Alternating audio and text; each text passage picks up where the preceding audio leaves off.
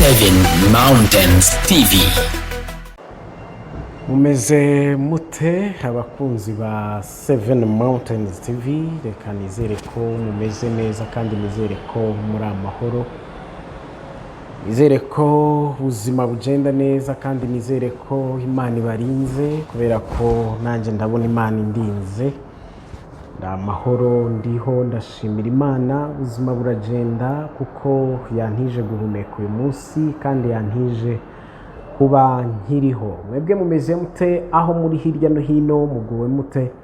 Reka nizere ko mumeze neza kandi reka nizere ko murimo mushimira Imana, kubera ko Imana niyo iba yatanze ubuzima, Imana niyo iba yatanze ubugingo. Ubugingo ni ikizi? Ubugingo ni ukuhagaze, amaraso agutembamo, umwuka winjira kandi ugasohoka, ubasha kunyeganyega kose, ariko niyo niyibigena kubera ko uwitabigeneye uyu munsi juste gukuramo umwuka wo guhumeka gusa byose bikaba birangiye, amaraso agahita ahagarara n'izindi ngingo zose nyine bigahita birangira. Ariko iyo uriho, iyo ugihumeka, iyo ukivuga, iyo amaraso akigutembamo, ngubwo ubuzima, ngubwo impagarike n'ubugingo. Kuba muzima si ukuba ufite ibyo wifuza byose, kuba muzima si ukuba utunzi bya mirenge. Ubuzima ntabwo bubarirwa mu gaciro k'ibintu umuntu atunze, ahubwo ubuzima ni ukuba uhari, uhagaze, uko umeze kose, nicyo bita ko umuntu ari muzima. Yes, ariko ndabizi ko hari n'ababa batwumva batameze neza, ndabizi ko hari n'ababa batwumva rwose ubuzima butaryoshye cyangwa se butameze neza bitewe n'ibibazo, bitewe na situation ziri aho, cyangwa se bitewe n'impagarike ziri mu buzima bwabo. Ariko abo nabo turabihanganisha kandi turabakomeza tubabwira ngo mwihangane kandi mukomere, kubera ko narababwiye ngo ni igihe nicyo kiba kibifashe, ni Imana kandi nitegeka ibihe nyine uko bitegetswe niko bikora. Niba bitegetswe kuba uyu munsi bigufatiye aho uri, icyawe ni ukwihangana kandi icyawe ni ugukomera. Yes, reka rero nshimira abantu mwese mwakoze kuri subscribe kuri Seven Mountains TV, ni Imisozi Irindwi TV, aho twicara tukiganirira, tukavuga ku misozi irindwi, tukavuga kuri religion, tukavuga kuri politiki, tukavuga kuri education, tukavuga ku muryango, tukavuga ku itangazamakuru n'imyidagaduro, tukavuga n'ibindi byinshi biba bigiye bitandukanye biri hirya no hino, ariko tugamije ngo ni gute twakubaka isi nziza, ni gute abantu babana neza, ni gute umuntu yabaho yishimye, akishima ubwe, akishimirwa na sosiyete arimo, ariko kandi akanishimirwa n'Imana, kubera ko niyo mucamanza w'ibihe bya nyuma. Yes, uyu munsi rero tugiye kuba dusubukura episode twavugagaho zo kuvuga ku mazina y'Imana ndetse uko Imana yitwa. Uyu munsi rero akaba ari byo tugiye kuba tugarukaho, cyangwa se kuba ari byo tugiye n'ubundi kuba tuvugaho, tuvuga ku mazina y'Imana, cyangwa se tuvuga ku mazina twita Imana, ayo dusoma muri Bibiliya, ayo twumvanye abantu, ayo natwe ubwacu twivumburiye, kubera ko hari igihe Imana igukorera ikintu ugahita uvuga wumva uyise izina. Yes, ariko tutaranzika cyangwa tutaraja mu kiganiro neza, reka nagemo kano kantu. Ubundi hariho igihe uhura n'umuntu, swata umukobwa, swata umuhungu, swata ikiremwa muntu cyose, ukabona uwo muntu ni mwiza physically, ukabona ni mwiza kabisa ku buryo ushobora kuvuga uti umuntu yariremye, umuntu yagize contribution atanga mu iremwa rye, ko mbona ari mwiza cyane, bite ko mbona afite uburanga buhebuje.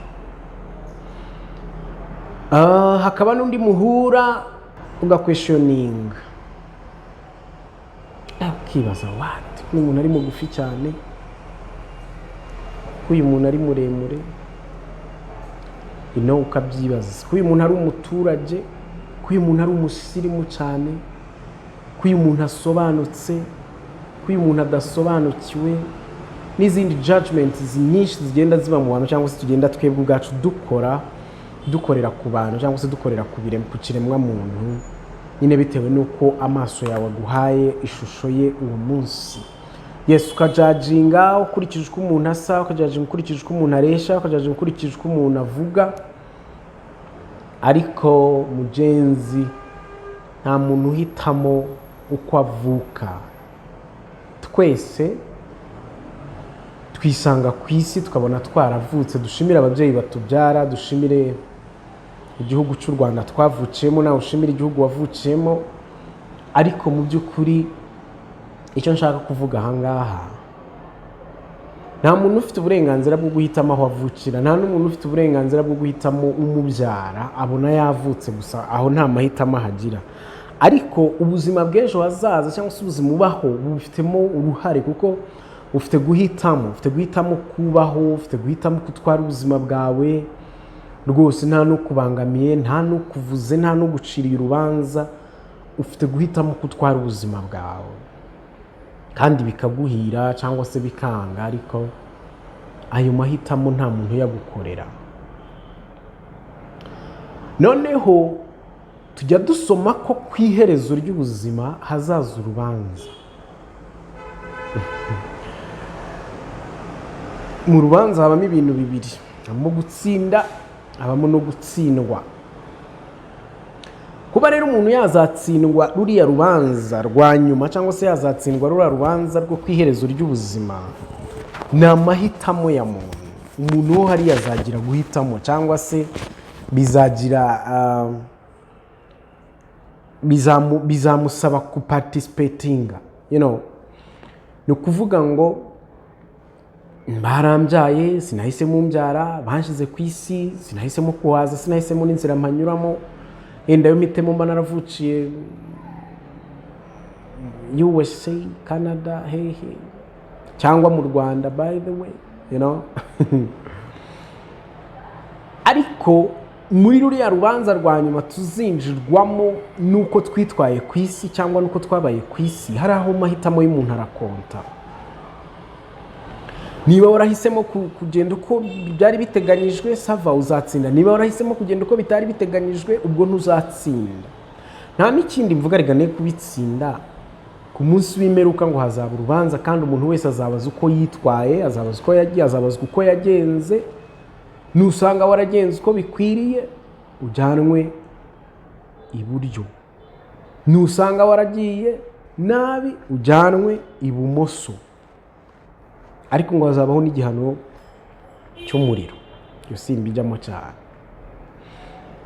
Rero nta mahitamo nagize yo kuvuka n'aho mvukira n'umbyara. Ni nayo mpamvu nziza physical appearance yanjye ndenganya rwose kuri icyo ndinosa, kuri icyo ndintungane, ariko ayo mahitamo ntayo nagize. Ariko hari ahandi Imana yampaye amahitamo, nyizwe cyangwa mbireke.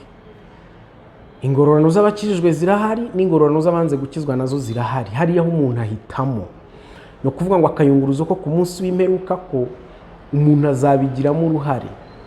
Nta ruhare nagize rwo kuvuka no kubyarwa n'aho mvukira, ariko uruhare rwa destiny yanjye cyangwa aho nzasoreza ngomba kurugira. So rero kuba uri mwiza cyane, uri bogari hano ku isi, kuba waravuciye mu gihugu cyiza, ntacyo bizaba bivuze. Hariya twese tuzaba turi ku munzani umwe, upeza utambuka, bagupeza usigara. Yes, nakanyuzemo rero, ariko mbagira ngo duhugurane cyangwa se mbagira ngo twiganirire, yemwe mabogari, yemwe ba jeune, yemwe bantu beza, yemwe bantu b'Imana, tumenye ko uyu munsi turi ku isi, ejo ntituzahaba, ariko ese nyuma y'ubu buzima hari ibiki? Reka twivugire rero amazina y'Imana. Hano nateguye amazina menshi, ariko nayo ndashaka kuyakoramo ama episode. Ni amazina menshi pe ku buryo ntashaka kuyakoramo ikiganiro kimwe. Turakoramo amazina make, hanyuma tuzongereho ubutaha dukore indi episode. Iyi ni episode ya 6. Aya ni amazina y'Imana. Ubundi izina Imana ni izina twasanze ku isi tugitangira kumenya ubwenge, twumva ababyeyi barabitubwira, twumva abo tuvukana barabitubwira, twumva aho dusengera barabitubwira, ugakurana ijambo Imana, noneho ukabikurana na kriteriya z'umuntu wabikubwiye icyo yakubwiye mbere. Ni Imana yanga icyaha, ni Imana ngari, ni Imana nini, ni Imana ishoboye byose, ugakurana mwene iyo myumvire, ugakurana n'iki. Iyo ukuze ukamenya gusobanura amagambo no kwisobanurira ibitambuka byose, niho utangira gusoma amateka y'Imana, ugatangira gusoma karagiteri zayo cyangwa se imiterere yayo, ugatangira gusoma uko ibana n'abantu n'uko yabanye nabo, ugatangira gusoma byinshi bigiye biyerekeyeho. Wagirirwa amahirwe rero yo kubana n'abantu babyinjemo cyane cyangwa se babisomye cyane, bakagenda bagucengezamo cyane, bagusobanurira. Ariko ijambo cyangwa se izina Imana, nimvuga ngo nta muntu uba utarizi, ntabwo ndaba mbeshye. Imana nta muntu utarizi. Imana mu nyuguti nkuru, kubera ko Imana mu nyuguti ntoya ngo zivuga ibigirwamana kandi nazo zibaho. Ariko iyo tuvuga hano ni Imana yo mu nyuguti nkuru, itangijwe n'inyuguti nkuru. Yes, mu gifaransa rero bayita Dieu. Dieu bivuga être éternel cyangwa se unique cyangwa se créateur et juge. Ni ukuvuga ngo mu gifaransa bo bavuga ko Imana ni ubudasaza. Ikintu cyose ubundi bita Imana nticyagakwiye kuba gisaza, cyari gikwiye kuba kibaho igihe cyose. Ariko rero kubera ko bya bindi hano hasi tubona twita Imana cyangwa se bagize ibigirwamana bisaza bikavaho, ubwo ntabwo ari Imana, babikwiriye gushakirwa irindi zina. Hano mu gifaransa bavuga ngo Dieu, être éternel, unique, créateur et juge. Ni ukuvuga ngo ni ukuba ibaho ibihe byose, ni ukuba yihariye, ni ukuba irema, kandi ni ukuba ari umucamanza.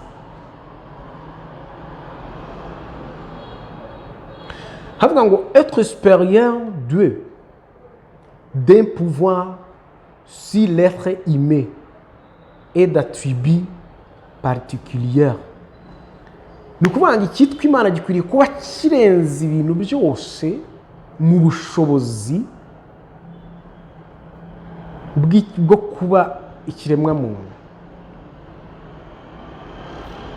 no kuba yihariye mu buryo budasanzwe. Iki cyo bita Imana. Ni umuremyi, ni umucamanza, ahoraho ibihe byose kandi arihariye, arenze ibintu byose. Iyo niyo bita Imana. Icyongereza rero naho gatoya, hanyuma nze mu Kinyarwanda. God. Hano baravuga ngo God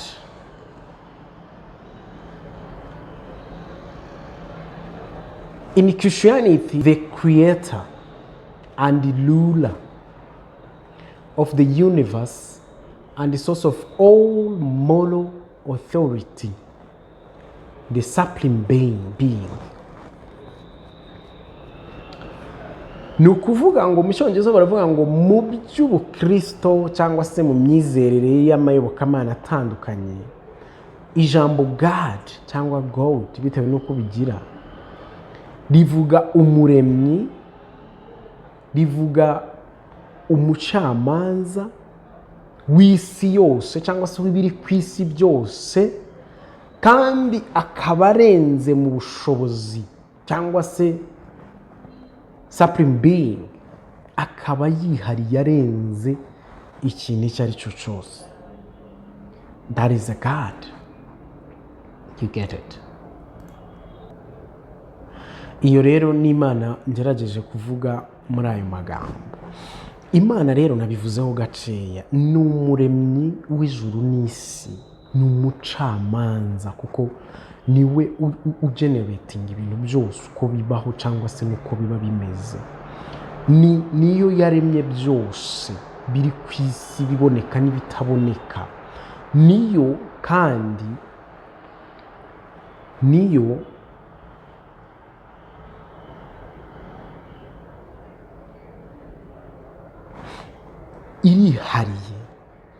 irihariye mu mbaraga, irihariye mu bintu byose. Ngiyo bita Imana. Mu Kinyarwanda rero ni aya mazina bagiye bagerageza kuzana. Hariya bayise eternel, etre eternel. Mu Kinyarwanda tuvuga Uwiteka, ubaho ibihe byose, ngo yahozeho, iriho kandi izahoraho. Ni Uwiteka. Iteka ni igihe, cyangwa se ngo ni Uwiteka, ni ukuvuga ko ari uw'ibihe byose. Iteka nyine ni igihe kidashira, cyangwa se ni igihe kitazashira. Imana rero ni Uwiteka kubera ko yahozeho, ariho kandi azahoraho. Twebwe turavuka, twaravutse, tugira amahirwe uyu munsi turiho, ariko ejo ntawamenya. Tugira gutya tugatambuka, ndetse ku myaka mike cyane. Niyo mpamvu sometimes haba hakwiriye no kwiyorosha, umuntu agacisha make, kubera ko turama imyaka mike. Tubaho igihe gito cyane umuntu yari akwiye kuba akoresha neza, umuntu atari akwiye kuba yiremerezamo ngo abe umunyamafuti n'iki. Ariko ibyo si byo nshaka gutindaho cyane. Yitwa Imana Umuremyi. Twabibonye, Dieu Créateur cyangwa se Creator. Ni Imana Umuremyi, yaremye byose ibi tubona. Yagiye ibiremesha ijambo ryayo, ikavuga ngo habeho isi n'ijuru, bikabaho. Habeho ahumutse, hakabaho amazi yose yiteranyirize hamwe. Habeho ahumutse, habe ubutaka, bikabaho. Ubutaka bumeze ibimera by'ubwoko bwinshi, ibyatsi bikamera. Mu mazi hazemo ibyigenza n'ibifite ubuzima n'ubugingo, amafi n'ibiki byose bikabaho. Mu kirere habaho ibiguruka, bisiga bikabaho. Ngo irema biva bibiri binini, ukwezi n'izuba. Irema n'umuntu. Yaremye imyuka tutabona, ama oxygen duhumeka niyo yaremye, n'indi myuka yo mu kirere cyangwa n'indi mibumbe yose. Imana niyo yabiremye. Ni Umuremyi rero. Natwe niyo yaturemye mu ishusho yayo.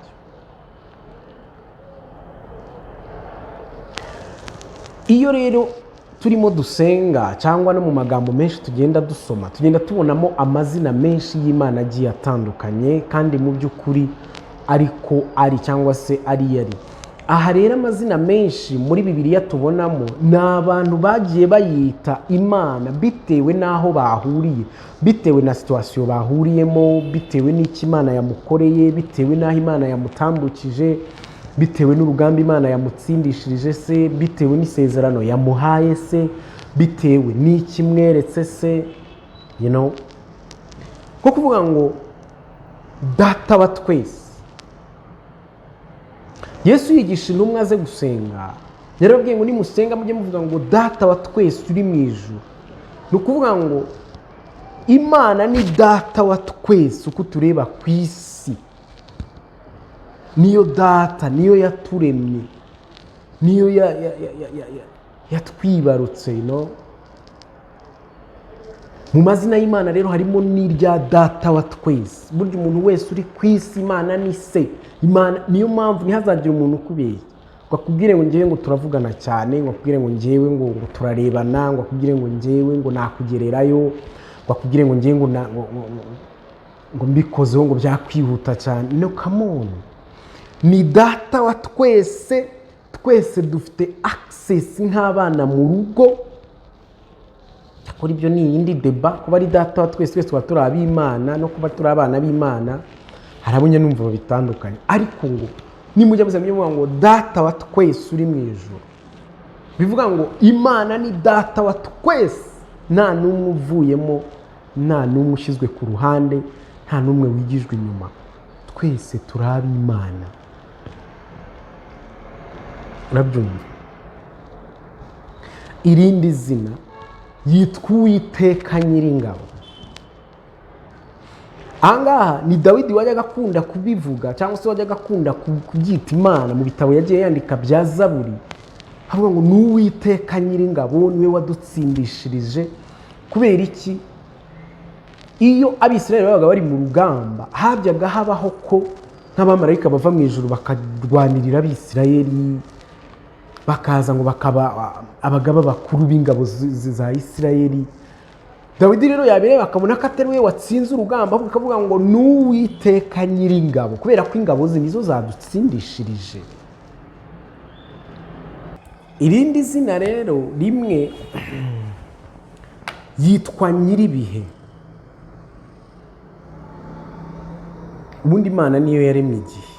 Iki gihe twebwe dukauntingiramo amasegonda, amasaha, iminsi, umunsi ukavaho, ukwezi kugashira n'ikindi gihe kikaza. Ni Imana yabiremye. Yo rero ntabwo ikorera, nta nubwo iba ituye inyuma y'ibihe. Yitwa Nyiribihe kubera ko mu byo yaremye n'igihe kirimo, niyo igenga ibihe n'imyaka. So yitwa rero Nyiribihe kubera ko niyo yaremye igihe.